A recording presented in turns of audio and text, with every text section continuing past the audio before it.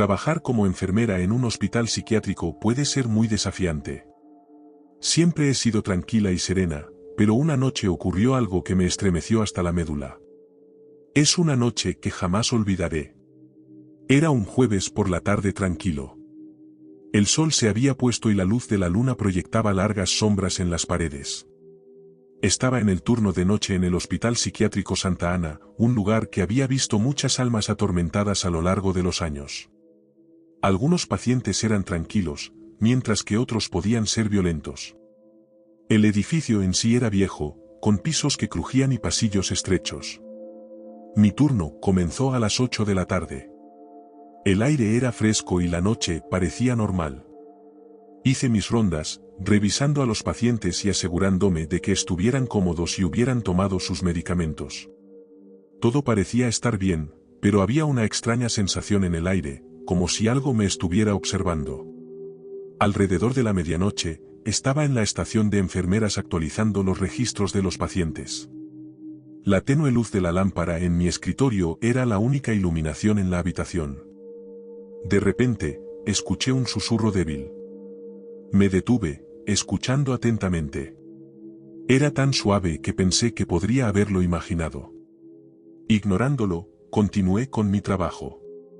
Unos minutos después, lo escuché de nuevo. Esta vez, fue más claro.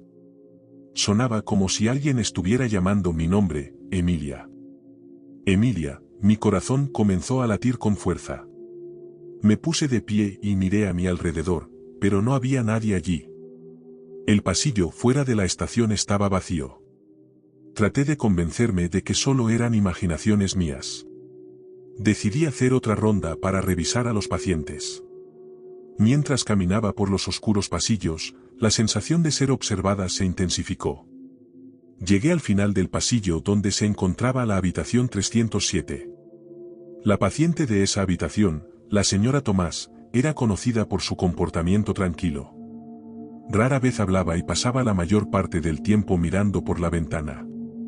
Al acercarme a su habitación, noté que la puerta estaba ligeramente entreabierta. La empujé y entré. La señora Tomás estaba sentada en su lugar habitual junto a la ventana, pero algo era diferente. Estaba tarareando una melodía extraña, algo que nunca había escuchado antes. Sus ojos estaban fijos en la luna afuera, y no parecía notar mi presencia. Señora Tomás, la llamé suavemente. No respondió. Me acerqué y le toqué suavemente el hombro. Dejó de tararear y se volvió para mirarme. Sus ojos estaban muy abiertos y susurró, «¿Están aquí?» «¿Quiénes están aquí, señora Tomás?» Pregunté, tratando de mantener la calma en mi voz. «Las sombras», dijo, con la voz temblorosa. «Vienen de noche. Susurran. Quieren llevarme». Un escalofrío me recorrió la espalda. No supe qué decir. Traté de consolarla, pero ella seguía repitiendo las mismas palabras. «Las sombras. Las sombras». Salí de su habitación sintiéndome inquieta. Mientras regresaba a la estación de enfermeras, las luces parpadearon. Los susurros comenzaron de nuevo, más fuertes esta vez. «Emilia, Emilia». Resonaban por el pasillo. Apuré el paso, con el corazón latiéndome con fuerza en el pecho. Cuando llegué a la estación de enfermeras, las luces se apagaron por completo. Me quedé sumida en la oscuridad. Busqué a tientas mi linterna y la encendí. El rayo de luz cortó la oscuridad, pero no me hizo sentir más segura. Los susurros se hicieron más fuertes, y ahora podía oír múltiples voces. «Emilia, ven a jugar con nosotros. Únete a nosotros». Sentí una brisa fría rozarme, y los papeles en mi escritorio revolotearon hasta el suelo. Mi linterna parpadeó, y por un momento, creí ver una sombra moverse en el borde de la luz. Mis manos temblaban mientras trataba de estabilizar la linterna. Decidí revisar las cámaras de seguridad para ver si había alguien más en el edificio. Los monitores estaban en una pequeña habitación junto a la estación de enfermeras. Entré corriendo y encendí las pantallas. La mayoría de las cámaras mostraban pasillos y habitaciones vacíos, pero entonces vi algo que me heló la sangre. En la vista de la cámara del pasillo fuera de la habitación 307, se movían sombras. No tenían una forma clara. Eran solo formas oscuras y cambiantes, y se movían hacia la estación de enfermeras. Hacia mí. No podía respirar. Observé con horror cómo las sombras se acercaban cada vez más. Agarré el teléfono para pedir ayuda, pero la línea estaba muerta. Los susurros estaban a mi alrededor ahora, más fuertes que nunca. Emilia, únete a nosotros, para siempre. Retrocedí hasta la esquina de la habitación, con la linterna apretada en mi mano. Las sombras llegaron a la puerta, y sentí un frío helado recorrerme. La puerta crujió al abrirse, y la habitación se oscureció aún más. Los susurros eran ensordecedores. De repente, las luces volvieron a encenderse y las sombras desaparecieron. Los susurros cesaron. Me quedé de pie bajo la luz brillante, temblando y jadeando. No sabía qué había pasado, pero estaba segura de una cosa. Este no era un lugar común y corriente. Había algo maligno aquí, algo que se alimentaba del miedo de los pacientes y del personal. El resto de la noche fue un borrón. De alguna manera logré terminar mi turno, pero no pude quitarme la sensación de terror. Cuando finalmente llegó la mañana, le entregué el turno a la enfermera de día y salí del hospital lo más rápido que pude. No le conté a nadie lo que había sucedido. ¿Quién me creería? Esa noche lo cambió todo. Me di cuenta de que algunas cosas no se pueden explicar y que hay fuerzas en este mundo más allá de nuestra comprensión. Nunca volví a trabajar en el turno de noche en Santa Ana. El recuerdo de esa noche todavía me persigue, y a veces, en la quietud de la noche, todavía puedo oír los susurros.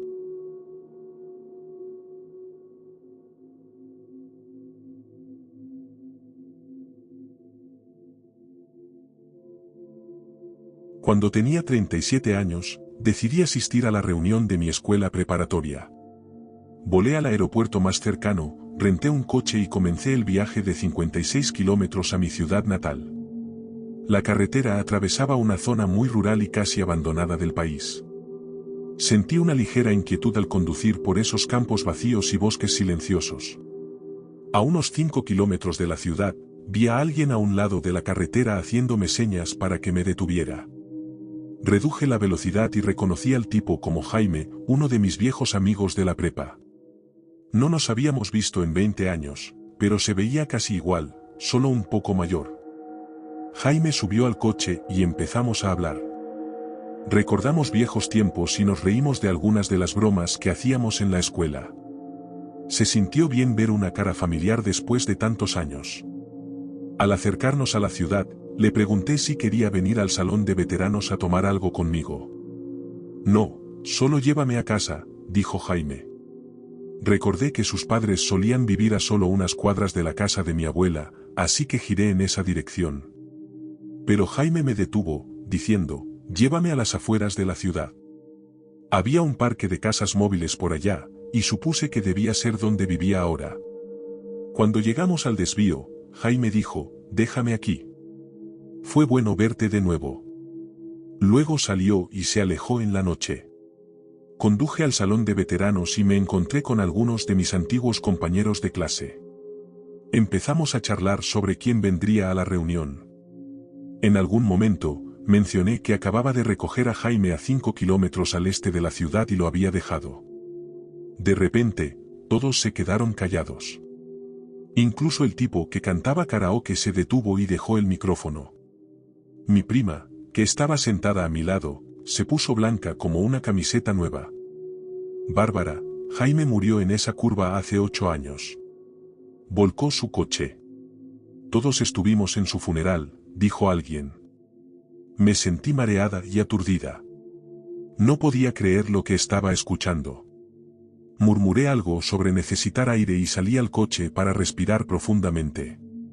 Me senté en el asiento del conductor, tratando de calmarme. Fue entonces cuando noté un periódico en el asiento del pasajero. Lo recogí, y mi corazón casi se detuvo.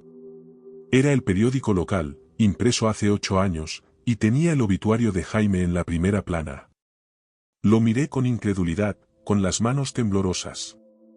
El obituario confirmaba lo que habían dicho mis compañeros de clase. Jaime había muerto en un accidente automovilístico en esa curva a las afueras de la ciudad. El artículo describía cómo había perdido el control de su coche y había volcado en una zanja. Había muerto en el acto. No sabía qué pensar. Acababa de ver a Jaime, hablar con él y llevarlo en coche. ¿Cómo podía estar muerto? Mi mente iba a 1000 por hora, tratando de encontrarle sentido a todo. Necesitaba saber más, así que decidí visitar la antigua casa de Jaime al día siguiente. A la mañana siguiente, conduje a la casa de los padres de Jaime. Toqué la puerta y la madre de Jaime abrió. Parecía mayor y cansada, el dolor aún evidente en sus ojos. Me presenté y le conté sobre el extraño encuentro que tuve la noche anterior. Sus ojos se abrieron de par en par y me invitó a pasar.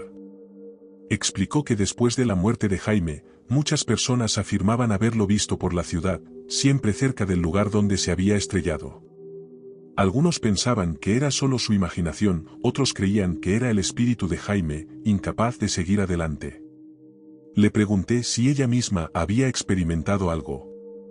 Asintió con la cabeza, con lágrimas en los ojos, y dijo, a veces siento su presencia en la casa. Escucho su canción favorita en la radio cuando ni siquiera está encendida. Es como si todavía estuviera aquí, cuidándonos. Salí de la casa de Jaime con una mezcla de tristeza y confusión.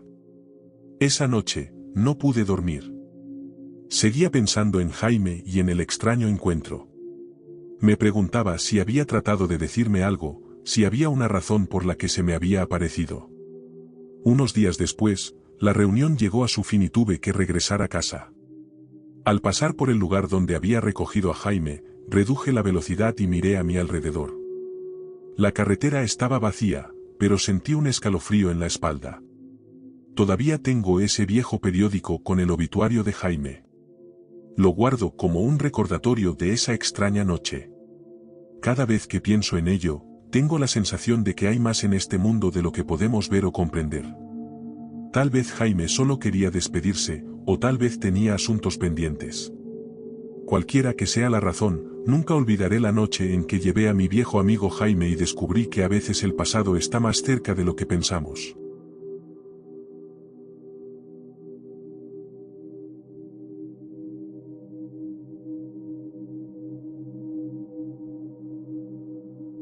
Cuando tenía 16 años, mi mamá, mi hermana Lisa y yo decidimos cruzar el país en auto. Era un viaje largo, pero estábamos emocionados por conocer nuevos lugares. Lisa tenía 20 en ese entonces, y habíamos estado planeando este viaje durante meses. Empacamos nuestras cosas, llenamos el tanque del auto y emprendimos el camino. Llevábamos días manejando, turnándonos al volante. Aunque ya era tarde, aún estábamos descansados y atentos. Viajábamos por una interestatal solitaria cuando nos dimos cuenta de que necesitábamos gasolina y un descanso para ir al baño. El área de descanso más cercana era la única en un tramo de 300 kilómetros, así que decidimos detenernos allí. Cuando llegamos, algo no se sentía bien. Todo estaba oscuro y silencioso, muy distinto a las otras paradas que habíamos hecho durante el viaje. Vimos una camioneta llena de adolescentes estacionada junto a las bombas de gasolina y un pequeño auto gris frente a nosotros, con dos hombres jóvenes de pie junto a él. Los adolescentes parecían asustados y estaban intentando que la bomba funcionara. Se fueron rápidamente, diciendo algo sobre lo inquietante que era el lugar. Mi mamá y Lisa entraron al baño mientras yo me quedaba en el auto. No podía dejar de observar a los dos hombres junto al auto gris. No se movían en absoluto. No hablaban ni miraban sus teléfonos. Solo estaban allí, inmóviles como estatuas. Empecé a sentirme inquieta y deseé que mi mamá y Lisa regresaran rápido. Finalmente, las vi salir corriendo hacia el auto con expresión de miedo. Tan pronto como subieron, los dos hombres giraron lentamente sus cabezas para mirarnos. No movieron sus cuerpos, solo sus cabezas. Y fue entonces cuando vimos sus ojos. Sus ojos eran oscuros como el abismo, vacíos. No era solo negro, Era como si fueran un vacío, un lugar donde la luz no podía existir. Todos lo vimos, y nos aterrorizó. No perdimos tiempo. Mi mamá arrancó el auto y salimos de ahí lo más rápido que pudimos. No paramos hasta llegar a la siguiente ciudad. Una vez que nos sentimos seguros, tratamos de entender lo que había pasado. Revisamos mapas, tanto de papel como en Google, pero no encontramos esa área de descanso en ningún lado. Era como si no existiera. Incluso preguntamos a los locales sobre una gasolinera extraña en ese tramo de la carretera, pero nadie sabía de qué hablábamos. Era como si el lugar hubiera desaparecido. Desde entonces, hemos viajado por esa misma interestatal varias veces, pero nunca volvimos a ver esa área de descanso. Era como si hubiera sido un fantasma, un fragmento de nuestra imaginación. Pero todos sabíamos lo que vimos, y hasta el día de hoy nos sigue persiguiendo. Esa noche nos cambió. No hablamos mucho de eso, pero puedo ver el miedo en los ojos de mi mamá y de Lisa cada vez que pasamos por esa parte de la carretera. Es un recuerdo que no se desvanece.